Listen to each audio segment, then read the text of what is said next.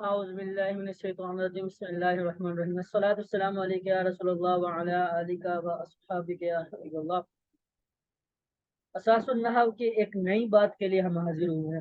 ضمیر کے بارے میں آج ہم پڑھیں گے۔ ضمیر کا کچھ حصہ ہم نے پچھلے سبق میں پڑھ لیا تھا، اور آج بقیہ جو حصہ ہے وہ آج پڑھیں گے۔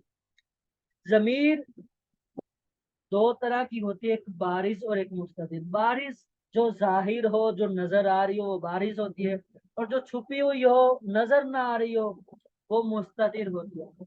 اب یہاں نیچے پوری پہلے مضارع کی گردان لکھی ہوئی ہے، یضرب یضربان یضربون تضرب تضربان یضربنا تضرب تضربان تضربون تضربین تضربان تضربنا اضرب اور ناضرب۔ اب یہاں پہ یہ جو تین الگ سیگے ہیں، یضرب تضرب تضرب، اور یہ دو تین سیگے یہ اور دو متکلم کے سیگے اضرب اور ناضرب، یہ پانچ سیگے ایسے ہیں کہ جن میں ضمیر مستتر ہوتی ہے، ضمیر چھپی ہوئی ہوتی ہے، نظر نہیں آتی۔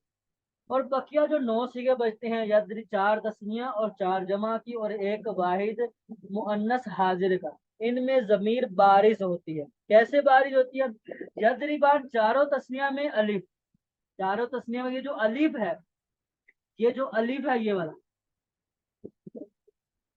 یہ والا جو الف ہے، یہی اس کا فاعل بنتا ہے، یہی فاعل بنتا ہے اور یہی ضمیر ہے۔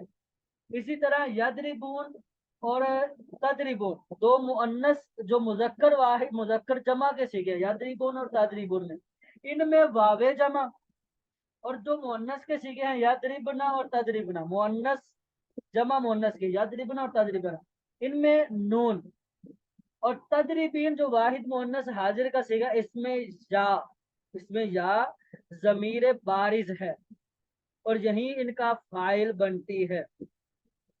تو آج کے لیے اتنا ہی، انشاءاللہ اگلے سبق کے لیے ہم حاضر ہوں گے۔ دعا میں یاد رکھیے گا۔ السلام علیکم ورحمۃ اللہ وبرکاتہ۔